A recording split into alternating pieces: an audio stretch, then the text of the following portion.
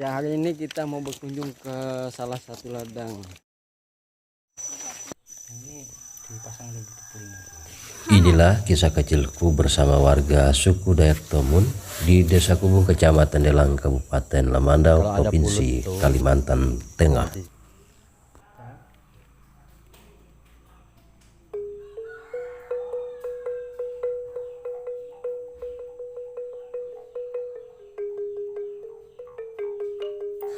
Di tengah ladang inilah aku memanfaatkan waktu walau sedikit mengganggu aktivitas mereka.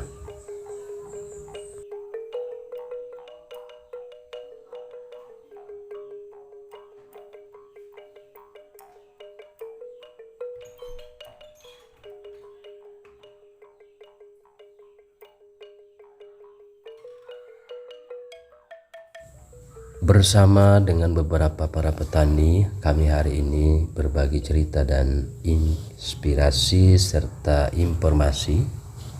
Sampailah kita. Oh, ini ladangnya, guys. Tapi tugalnya ke bawah lagi, tadi naik ke sana. Iyalah, ini lagu. Waduh. Terahot, adik nyolap.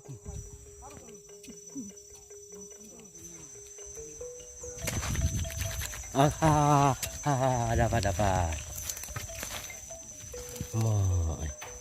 Iya, dapat loh. Diputar. Nah, Gini nah, ya, nah, gini nah. langsung dimakan kah? Iya, dimasak dulu. Oh, dimasak. Iya. Oke. Pak, belum Pak. Belum Pak.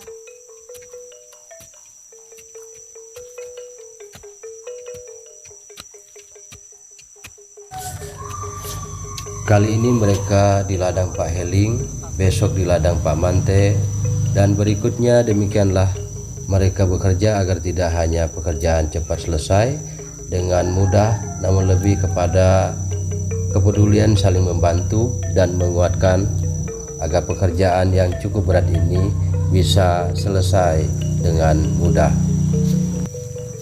Ya, demikianlah yang mereka lakukan sepanjang pada saat musim dan tahapan-tahapan pekerjaan ladang. Namanya pompi, binatang ladang.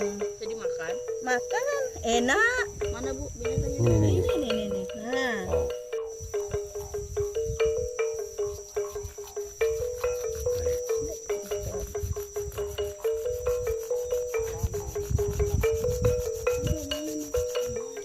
kan. Nah. Iya, dia hitam kan?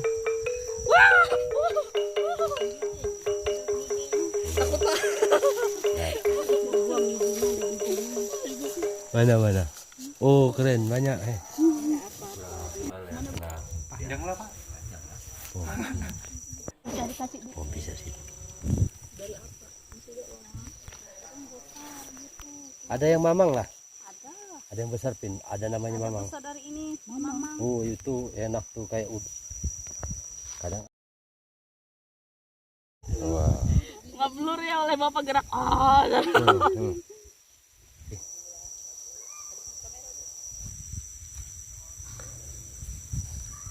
Aku melihat di sini sebuah kehidupan tak sekedar hidup, tapi kesempurnaan hidup yang sesungguhnya dan saat ini sangat berharga mahal. Sebab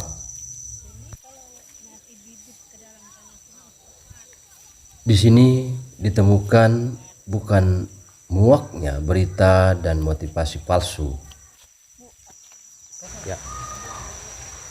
Bukan pemberitaan yang memuakkan kisah motivasi, tapi pencitraan atau berita perkembangan politik dan modus para oligarki Itu namanya yang dibungkus pompi. dengan kemasan Binatang rapi ladang. demokrasi. Jadi makan.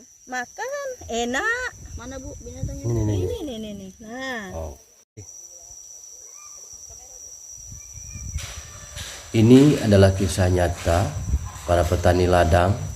Mereka bekerja dari pagi hingga petang di bawah terik matahari demi hanya sesuap nasi. para petani ladang di Desa Kubung, Kecamatan Delang, Kabupaten Lamandau. Kali ini mereka banyak berkeluh kesah, menyampaikan kebingungan dan harapan-harapan mereka. Mereka ingin cerita-cerita mereka ini bisa sampai dan didengarkan oleh para petinggi negara ini.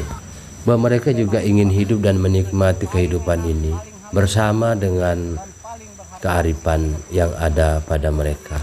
Mereka hanya ingin berladang. Mereka tidak ingin merusak dan menghancurkan.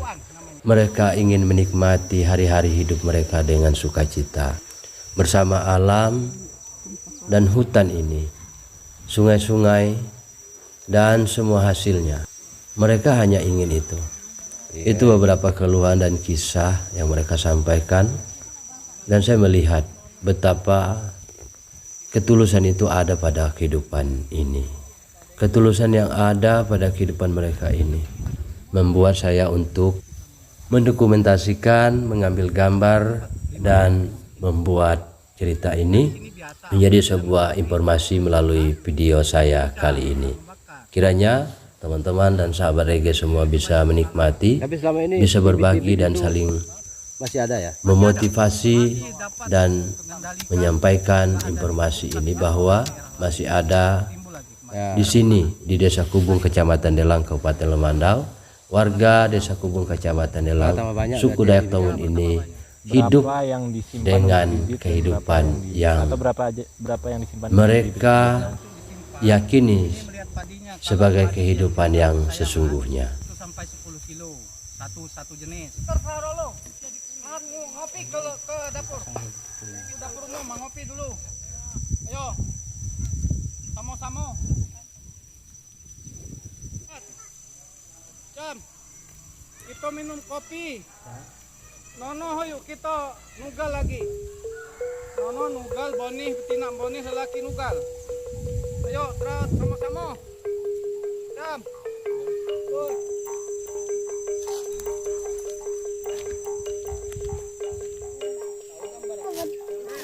Boleh.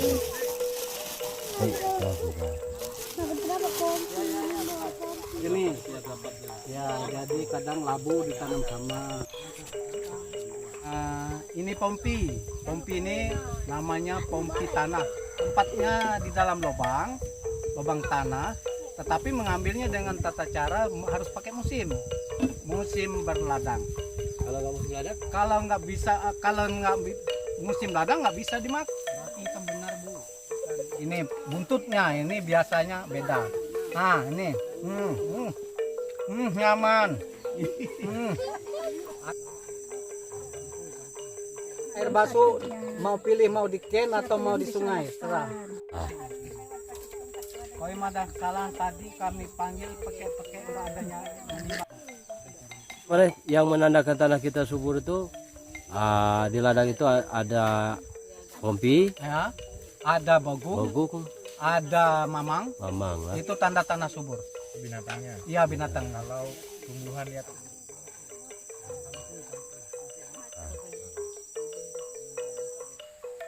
Mayoritas masyarakat tidak hidup. Kecuali ada solusi.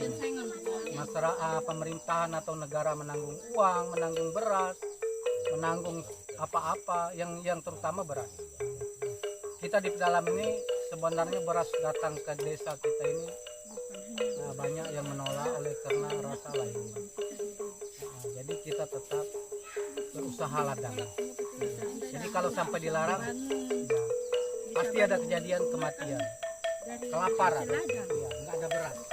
Kalau pada umumnya petani, Bantuan sedikit itu nggak cukup, biaya apapun dari ladang semua.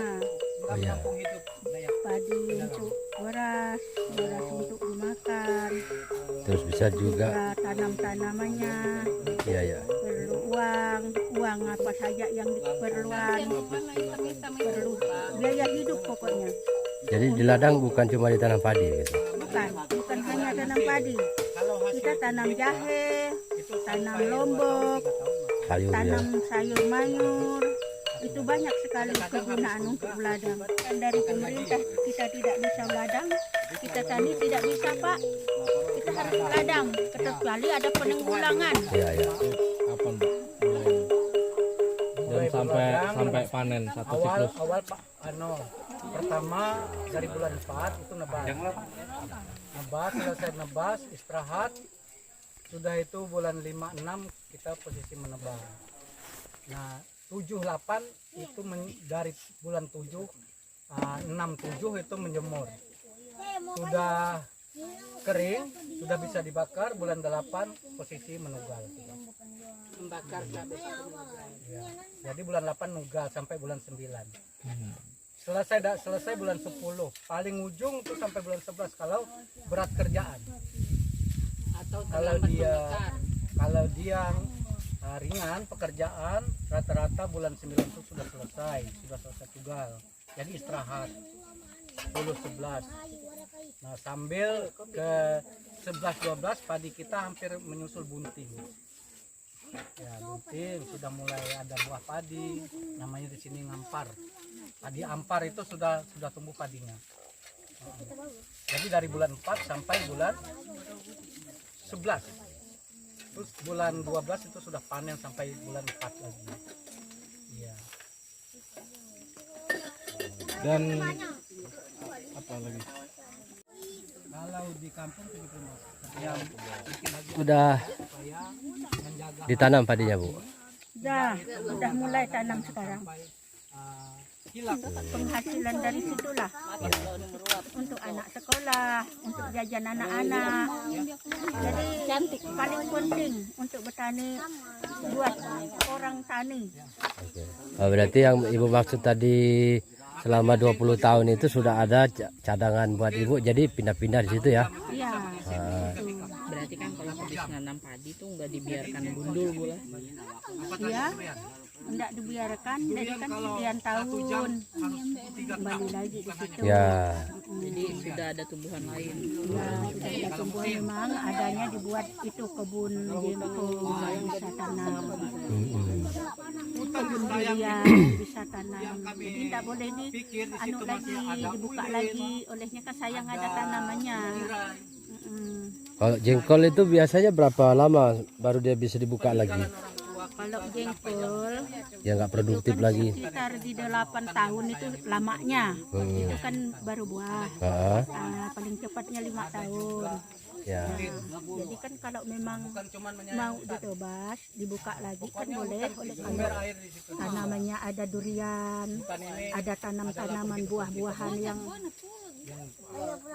jadi mari kita maju terus untuk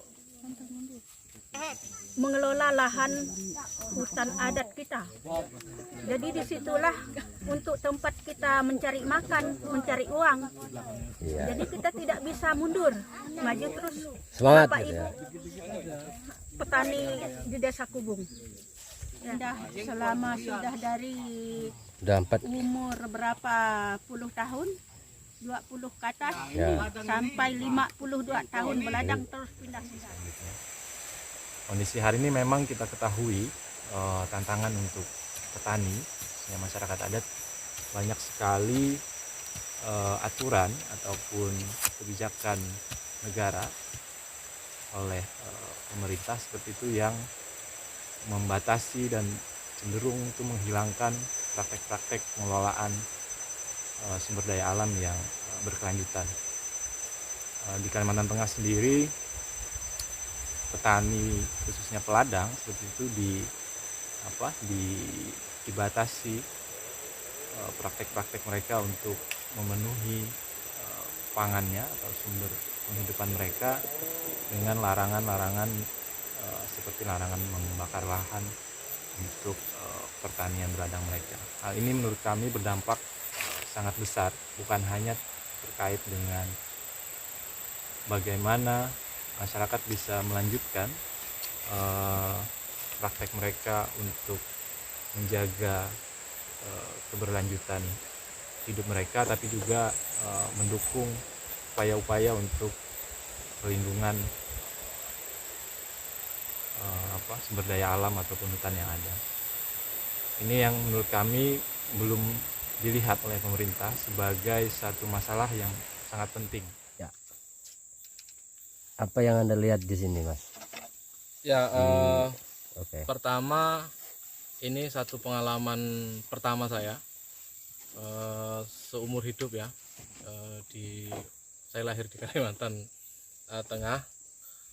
Walaupun cerita peladang sudah kita ketahui begitu, tapi melihat secara langsung, ikut prosesnya bersama-sama, ini sangat luar biasa. Nah, kedua yang membuat saya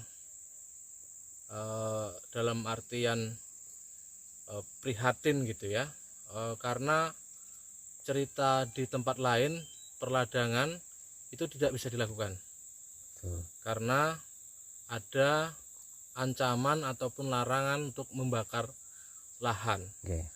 Nah, ini sebenarnya bukanlah satu solusi, bukan satu solusi yang baik, karena kalaupun ada yang mengatakan kenapa dilarang karena itu bisa membakar hutan, apa yang saya saksikan hari ini di Desa Kubung terkait dengan perladangannya, dia tidak merusak hutan. Ya. Bahkan masyarakat itu menjaga hutannya lewat ladang, karena ladang yang digunakan ini lokasinya adalah bukan wilayah hutan, Ya. tapi lokasi yang memang dikhususkan untuk ladang, yang nanti setelah di ladangnya akan ditanamin tumbuh-tumbuhan, ada karet dan segala macam. Ya. Lalu nanti akan berputar di tempat lokasi yang perladangan yang sebelumnya yang sudah dibuka. Ya. Gitu. Jadi ada perputaran, ada perpindahan. Nah, di sisi lain bahwa yang ketiga ini soal ketahanan pangan. Kalau dulu waktu COVID ada satu isu yang menyatakan bahwa kita akan krisis pangan. Nah, sebenarnya di Desa Kubung itu tidak terjadi. Ya. Apa yang disampaikan oleh masyarakat, dari hasil perladangan tanaman 1 tahun itu bisa bertahan 3-4 tahun, itu masih bisa hasil ladangnya untuk dimakan gitu. Nah, ini kami berharap pemerintah daerah khususnya di Provinsi Kalimantan Tengah itu perhatian dan serius kepada peladang-peladang yang ada di wilayah ini. Jadi bukan dibatasi bahkan dilarang, tapi harus didukung, karena peladangan orang Dayak pada khususnya itu untuk keberlanjutan dan ketahanan Saya pangan. Regi Kubung mengucapkan selamat Hari Tani 24 September 2023. Semoga petani tetap jaya, semoga petani tetap lestari. Salam adil dan lestari.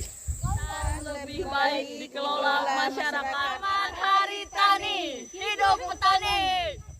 Karena berapa hari tani kita